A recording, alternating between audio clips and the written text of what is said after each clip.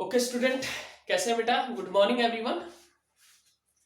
तो ये water resource का दूसरा पार्ट है, ठीक है। वाटर रिसोर्सेज, जल संसाधन का दूसरा पार्ट है ये। पहला पार्ट आ चुका है जिसमें आपने देख लिया था हाइड्रो इलेक्ट्रिसिटी कैसे बनती है, और फिर हमने ये देख लिया था कि जो हमारी मल्टीपर्पज रिवर प्रोजेक्ट है उनके क्या बेनिफिट और क्या नुकसान है, उनके बारे में हमने डीपली जान लिया था। लास्ट में जो हमने जाना था, यही जाना था कि जो हमारी मल्टीपर्पज रिवर प्रोजेक्ट हैं वो अपने काम में असफल रहे हैं, ठीक है। मल्टीपर्पज रिवर पर जो प्रोजेक्ट बनाए गए हैं वो असफल रहे हैं। क्यों रहे हैं? क्योंकि वो बनाए गए थे फ्लड रोकने के लिए, जिसमें वो कामयाब नहीं हुए क्योंकि महाराष्ट्र और गुजरात में बाढ़ आई 2006 में। इसके अलावा उसको बनाया गया था कि ये जो है फायदेमंद रहेंगे, लेकिन उनसे तो आपदाएं हो रही, जैसे कि भूकंप भी आए। तो इस तरह से हम कह सकते हैं कि वो अपना जो जिस चीज के लिए हमने उनको बनाया था, मेंटेन किया था, उसमें वो असफल रहे। ऐसी ऐसी बहुत सारी और भी चीजें हैं जिनको शुरू से ही जो है हम प्रयोग करते आए हैं वाटर रिसोर्स को कंजर्व करने के लिए, बचाने के लिए, जिसका उपयोग हम यूज करते आए हैं। यानी कि अगर हम टोटल ऑल ओवर देखें एंशियंट टाइम से, तो जल के लिए जो है बहुत अच्छी अच्छी आकृतियां बनाई गई हैं। जल के लिए, उसके संरक्षण के लिए बहुत सारी चीजों का निर्माण प्राचीन समय से ही होता है। जो एंशियंट टाइम है, एंशियंट टाइम में ही बहुत सारी जल की अच्छी अच्छी आकृतियां, यानी उत्कृष्ट जल के ढांचे, वो क्या होते हैं, मतलब कि हमें बहुत ही अच्छे स्ट्रक्चर दिखाई देते हैं जल को बचाने के लिए, वाटर रिसोर्स को सेव करने के लिए। अगर हम बात करें एंशियंट टाइम में जो पीपल्स थे उनको बहुत ही डीप नॉलेज होती थी। डीप नॉलेज का मतलब है बहुत गहन जानकारी होती थी। किस किस चीज की? उन्हें सोइल के बारे में नॉलेज होती थी। इसके अलावा उन्हें वाटर रिसोर्स के बारे में नॉलेज होती थी। इसके अलावा उन्हें रेनफॉल के बारे में बहुत अच्छी नॉलेज होती थी। यानी कि हम कह सकते हैं जो प्राचीन जमाने में जो लोग थे उनके पास अच्छे उपकरण तो नहीं थे, टेक्नोलॉजी तो इतनी अच्छी नहीं थी, लेकिन उनकी नॉलेज बहुत ज्यादा थी। वो ये देख करके ये बता देते थे कि मिट्टी में क्या ज्यादा उगेगा, मिट्टी में किसकी कमी है, मिट्टी में किस चीज की अधिकता है। वो ये देख के बता देते थे कि कितनी वर्षा होती है, कितनी वर्षा इसको चाहिए, कितनी वर्षा की कमी है, कैसे जल को हम बचाएं। तो प्राचीन समय में भी जो है वाटर के लिए बहुत सारी बहुत ब्यूटीफुल स्ट्रक्चर तैयार किए गए हैं, ठीक है। हम अगर देखें तो जल का उपयोग किस किस चीज के लिए करते थे एंशियंट टाइम में? तो एक तो रेनफॉल होता है, ये तो है ही, रेनफॉल से जल बचाया जाता था। एक है अंडरग्राउंड वाटर, अंडरग्राउंड वाटर है। थर्ड नंबर पे है फ्लड, बाढ़ से भी, बाढ़ आती थी तो उससे भी जो है कुछ ना कुछ पानी का उपयोग किया जाता था। इसके अलावा जो है नदी से, जो रिवर सिस्टम है वो भी बहुत अच्छा होता था। एंशियंट टाइम में रिवर सिस्टम को मेंटेन किया जाता था, ठीक है। उनसे नहरें बना करके या कोई भी किसी भी तरह से जो है नालियां निकाल करके उस पानी का सदुपयोग किया जाता था एंशियंट टाइम में। तो जल लिया किससे जाता था? रेनफॉल से, अंडरग्राउंड या बाढ़ वाला, या फिर जो है रिवर सिस्टम से तैयार किया जाता था। अगर हम कुछ जो है हमारे देश में कुछ एंशियंट ऐसी स्ट्रक्चर थे जिनके बारे में हमें जानना होगा। जैसे देखिए जो माउंटेन एरिया है, जो कौन से एरिया है? माउंटेन एरिया है, पर्वतीय जो एरिया है, यहां पर पहले गुल और कुल बनाए जाते थे। क्या बनाए जाते थे? गुल और कुल, ठीक है। नाम याद रखना है आपको। क्या बनाए जाते थे माउंटेन एरिया में? गुल और कुल बनाए जाते थे। ये एक तरह से पानी को सुरक्षित रखने का तरीका था, प्लस में इससे सिंचाई भी की जा सकती थी। तो पर्वतीय क्षेत्रों में एंशियंट टाइम में जो जल है वो कैसे मेंटेन किया जाता था? किससे किससे किया जाता था? गुल और कुल से। अगर हम देखें राजस्थान की हम बात करें, क्योंकि राजस्थान पानी के मामले में थोड़ा सा कमी को झेलता है, तो राजस्थान की हम बात करें तो यहां पर होती थी रेन वाटर को कंजर्व किया जाता था। रेन वाटर को, रूफ रेन वाटर को कंजर्व किया जाता था, जिसको बोलते हैं छत वर्षा जल संग्रहण। यानी कि जब वर्षा होती थी छत पे जो पानी होता था उसको पाइप के द्वारा जो है संग्रहण करके रखा जाता था, उसको इकट्ठा किया जाता था, गैदर किया जाता था। ठीक है, राजस्थान में कैसे किया जाता था, तो रूफ रेन सेविंग वाटर, ठीक है, रूफ रेन से जो है वाटर को सेव किया जाता था। अगर हम बात करें पश्चिम बंगाल की, पश्चिम बंगाल यानी कि वेस्ट बंगाल की, तो वेस्ट बंगाल तो सीधी सी बात है रिवर सिस्टम में स्थित है और वहां तो बहुत दलदली एरिया है वेस्ट बंगाल में, तो सीधी सी बात है वहां पर रिवर में से कैनाल्स बनाई जाती थी, वाहिकाएं बनाई जाती थी। क्या बनाई जाती थी, कैनाल्स। ठीक है, कैनाल्स बना के क्या किया जाता था, कंजर्व किया जाता था वाटर को। ठीक है, इसके अलावा जो शुष्क, शुष्क का मतलब है जो बिल्कुल ही जो है कह सकते हैं एरिड और सब एरिड एरिया है। कौन से एरिया की बात कर रहा हूं, एरिड और सब एरिड जो एरिया है वहां पर गड्ढे बनाए जाते थे, होल या गड्ढे बना दिए जाते थे जिससे कि वर्षा का जल संग्रहित रहे और वर्षा के जल का यूज वो लगातार कई दिनों तक कर सकते थे। ठीक है, एरिड और सब एरिड एरिया में गड्ढे बना करके उनका बचाव किया जाता था। अगर हम बात करें जैसे देखिए राजस्थान, राजस्थान में एक उदाहरण देते हैं हम जैसलमेर का, जैसलमेर राजस्थान में उदाहरण लेते हैं हम किसका, जैसलमेर का। तो जैसलमेर में एक जलीय आकृति है जिसको बोलते हैं खादीन। क्या बोलते हैं, जिसको खादीन बोला जाता है, और उसी खादीन को हमारे देश में जोहड़ बोला जाता है, जोहड़। ठीक है, आप भी जानते हो जोहड़, सुना है आपने, इनको जो जैसलमेर में है इसको खादीन बोला जाता है, जोहड़ को। तो ये भी एक स्ट्रक्चर होता था वाटर को कंजर्व करने का। बात समझ में आई आपको यहां तक। मैं कहना चाहता हूं कि एंशियंट टाइम में हमारे पास ऐसी बहुत सारे स्ट्रक्चर थे जिससे कि वाटर को कंजर्व किया जाता था।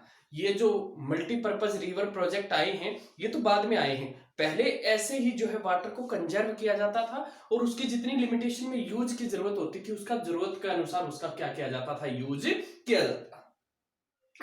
आइए थोड़ा सा डिटेल में जानते हैं कि कौन कौन से इलाकों में किस तरह से पानी को आज भी सेव किया जाता है। ठीक है, चलते हैं।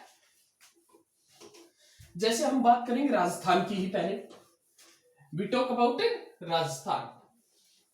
किसके बारे में बातचीत करेंगे, राजस्थान के बारे में। तो आप जानते हैं राजस्थान में पानी की कमी बनी रहती है क्योंकि एरिड एरिया है और ऊपर से रेनफॉल भी कम है, तो इसलिए इसकी बात करनी जरूरी है। देखिए यहां पर कुछ इलाके हैं जैसे बीकानेर,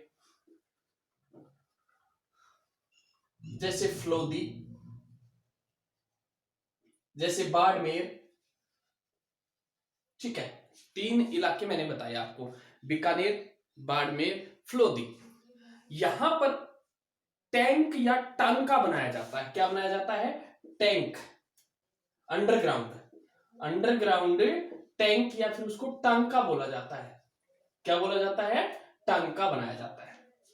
इससे क्या होता है, इसमें जो रेन वाटर है उसको सेव कर लिया जाता है और ये बहुत ही अच्छा होता है क्योंकि रेन वाटर जो है उसको सबसे, पानी का सबसे शुद्धतम रूप माना गया है, सबसे प्योर रूप माना गया है। तो जो राजस्थान है उसमें बीकानेर, बाड़मेर और फ्लोदी में अंडरग्राउंड टैंक बनाए जाते थे जिनको क्या बोला जाता था, टांका, टांका बोला जाता था। और उसमें जो है वो क्या करते थे, वर्षा जल के माध्यम से उसमें पानी इकट्ठा कर लेते थे और उस पानी का उपयोग जो है पार्लर पानी का पीने में, खाने में अगले ऋतु तक, अगले समय तक करते रहते थे। ये कैसे होता था ये सिस्टम, देखो छतें थोड़ी सी ढलवा बनाई जाती थी, छतें कैसी बनाई जाती थी, ढलवा, और यहां पर उसके 2 पाइप दे दिए जाते थे। क्या होता था, जब पहली बारिश होती थी, पहली बारिश होती थी तो क्या होता था, आगे से पानी को रोका नहीं जाता था, छत को साफ होने के लिए पानी को जाने दिया जाता था पहली बारिश में। फिर उसके बाद होने वाली बारिश के लिए एक पाइप जोड़ दिया जाता था और एक पाइप जोड़ करके और अपने घर के आंगन में एक ऐसे टांका बना दिया जाता था।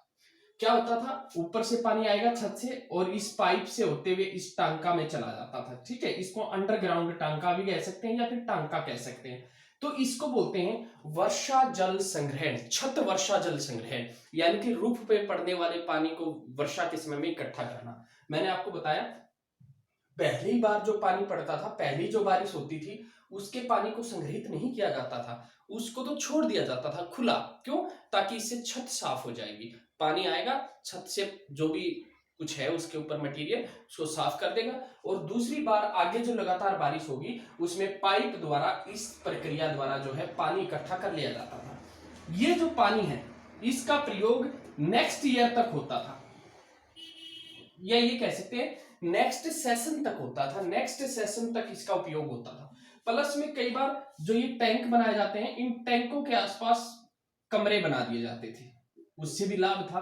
उससे क्या लाभ था? जब टैंक के पास जो रूम बनाए गए हैं उन रूम में ठंड रहती थी, यानी कि गर्मी के मौसम में वो काफी अच्छा रहता था। और वैसे भी राजस्थान में गर्मी ज्यादा पड़ती है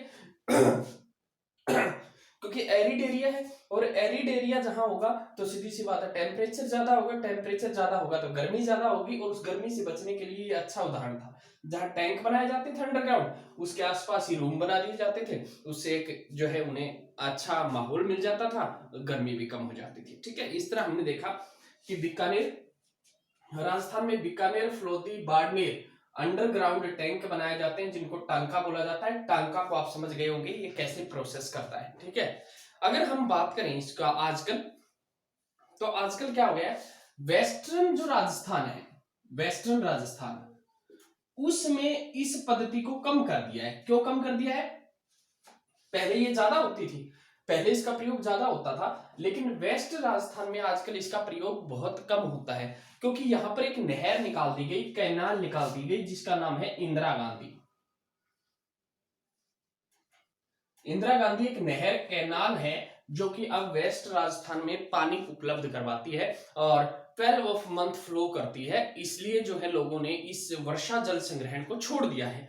ये बहुत ही गलत बात है, इससे नुकसान होता है, क्योंकि वर्षा का जो जल होता है, पालर पानी बोलते हैं इसको, ये अब याद रखना, आया हुआ है कि वर्षा के जल को क्या बोला जाता है, तो पालर पानी बोलते हैं, जो कि काफी पेवर होता है, जिसका यूज होता है। तो इंदिरा गांधी नहर के कारण वेस्ट राजस्थान में ऐसा करना छोड़ दिया है, जो कि एक गलत बात है। ठीक है, कुछ और राज्यों के उदाहरण लेते हैं। जैसे देखिए, अगर हम बात करें कर्नाटक की, कहां की बात करें? कर्नाटक। और कर्नाटक में एक जगह है मैसूर, नाम तो सुना ही होगा, हैदर अली टीपू सुल्तान, है ना, ये मैसूर के राजा हुआ करते थे, टीपू सुल्तान और हैदर अली, जो कि टीपू सुल्तान के पिताजी थे। तो कर्नाटक में एक जगह है मैसूर। ठीक है, कर्नाटक में एक जगह है मैसूर, और इस मैसूर में ही एक गांव है जिसका नाम है गंडाथुर। क्या नाम है जिसका? गंडाथुर। गंडाथुर नाम है। ये गांव बहुत ही ज्यादा प्रसिद्ध है अपने जल संग्रहण के कारण, बहुत ही फेबुलस है ये इंडिया में अपने जल संग्रहण के कारण। इस गांव में लगभग 200 घरों में 200 हाउसेज ऐसे हैं जिनमें वर्षा के जल को संग्रहित किया जाता है। जब वर्षा होती है तो पानी को जोड़ बना करके, खादीन बना करके, टैंक बना करके किसी भी तरह से सेव किया जाता है। इवन कई बार तो ये वाटर बैंक भी बना लेते हैं। ठीक है, जिसका प्रयोग आगे आने वाले समय में वो पीने के लिए, सिंचाई के लिए करते हैं। तो इस गांव में लगभग हर साल एक घर 50,000 घन मीटर पानी इकट्ठा करता है, 50,000। और ये बहुत ही ज्यादा हो जाता है। अगर टोटल अमाउंट हम इसके देखेंगे तो आपको एक डिब्बे में इसके बारे में मिलेगा, उसको आप देखना कि इसकी अमाउंट बहुत ज्यादा हो जाती है। एक घर 50,000 घन मीटर पानी जब इकट्ठा करता है तो बहुत बड़ी संख्या में वो पानी का इकट्ठा करते हैं, और उससे क्या होता है, उनको फायदा मिलता है। ठीक है, एक जगह और देखते हैं। देखिए, हमें पता है भारत में या दुनिया में सबसे ज्यादा वर्षा मानसीरम में होती है। ठीक है, मानसीरम में होती है। मानसीरम मेघालय में है, मेघालय। ठीक है, मेघालय स्टेट है। इस मेघालय स्टेट में एक डिस्ट्रिक्ट है चेरापूंजी, चेरापूंजी बोलते हैं, और उस चेरापूंजी डिस्ट्रिक्ट में एक गांव है मानसीरम। यहां पर दुनिया की सबसे ज्यादा बारिश होती है। क्यों होती है? इसका रीजन ये है कि यहां पर कुछ ज्योग्राफिकल, भौगोलिक कंडीशन ऐसी हैं कि वर्षा सबसे ज्यादा होती है। भौगोलिक कंडीशन क्या है? देखिए, जब हम माउंटेन के बारे में पढ़ते हैं तो हमें दो तरह के माउंटेन मिलते हैं। एक माउंटेन वो होता है जो कि सीधा खड़ा है और उससे हवाएं टकराती हैं, समझ में आई? ये माउंटेन है, इसकी पीक से जब हवाएं टकराएंगी तो क्या करेंगी, बादल टकराएंगे तो उनको बारिश करके ऊपर उठ के उससे पार जाएंगे, सीधे टकराएंगे तो। अगर सीधे टकराने वाली जहां पर भी पर्वत श्रृंखला होगी वहां भयंकर वर्षा होगी, वहां पर सबसे ज्यादा वर्षा होगी। क्यों? क्योंकि पानी से टकरा करके ही बादल हल्का होकर के ऊपर उठ करके जा सकता है। और अगर कोई पर्वत ऐसा है सीधा खड़ा है और पवनें उसके साथ साथ निकल जाएंगी तो वहां शैडो जोन बन जाता है। शैडो जोन का मतलब वहां बारिश नहीं होती है। बात समझ में आई आपको? तो यहाँ पर गारो, खासी और नागा की पहाड़ियां इस तरह से ट्राइंगल बनाती हैं कि उस ट्राइंगल में फंसने के बाद बादल को वहां सबसे ज्यादा बारिश करनी पड़ती है। और भी एक दो कंडीशन है जो कि कभी मौका मिलेगा तो समझाएंगे, हमें इतना डीप में यहाँ नहीं जाएंगे, ठीक है।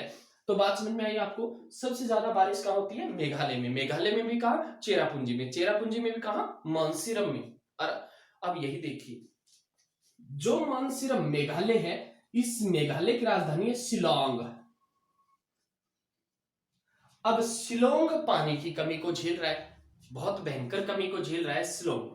शिलोंग मानसीरम, जहां दुनिया की सबसे ज्यादा बारिश होती है, उससे 55 किलोमीटर दूर है। केवल 55 किलोमीटर दूर होने के बावजूद भी यहां पर शिलोंग में पानी की कमी है और मानसीरम में सबसे ज्यादा बारिश होती है। शिलोंग भी मेघालय में है और मानसीरम भी मेघालय में है। तो यहां पर वर्षा जल संग्रहण को बढ़ावा दिया जा रहा है। यहां पर भी किसको बढ़ावा दिया जा रहा है? वर्षा जल संग्रहण को। और लगभग यहां पर 15 to 25, लगभग 15 से 25%, लगभग 15 से 25% जो जल है वो वर्षा जल संग्रहित होता है और उसी का यूज होता है। यानी कि जितना वर्षा का जल संग्रहण होता है, संग्रहण का मतलब इकट्ठा होता है, उस इकट्ठे जल में से 15 से 25% जो काम है वो इस वर्षा जल संग्रहण से ही निकलता है। कहां की बात कर रहा हूं मैं? शिलोंग की। ठीक है, आगे देखिए, भारत में एक ऐसा राज्य भी है जिसने वर्षा जल संग्रहण को इकट्ठा करना कानूनन रूप दे दिया, लीगल मान लिया है। अगर कोई व्यक्ति अपने घर में पानी को इकट्ठा नहीं करता है, वर्षा के जल को इकट्ठा नहीं करता है, तो वो गैर कानूनी माना जाएगा। वो राज्य कौन है? तमिलनाडु। कौन है? तमिलनाडु। इस तमिलनाडु में पानी को इकट्ठा करना, वर्षा के जल को इकट्ठा करना जो है, क्या मान लिया है? उसको मान लिया है एक लीगल, यानी कानूनी रूप उसको दे दिया है। बात समझ में आई आपको? उसको अगर कोई नहीं मानता है तो उसको सजा दी जा सकती है, ठीक है, लीगल बना दिया है उसको। तो इस तरह से हमने टोटल ऑल ओवर देखा कि इंडिया में बहुत सारी ऐसे स्ट्रक्चर प्राचीन समय से ही हैं जिससे वाटर का कंजर्व किया जा सके। वाटर एक नेचुरल रिसोर्स है,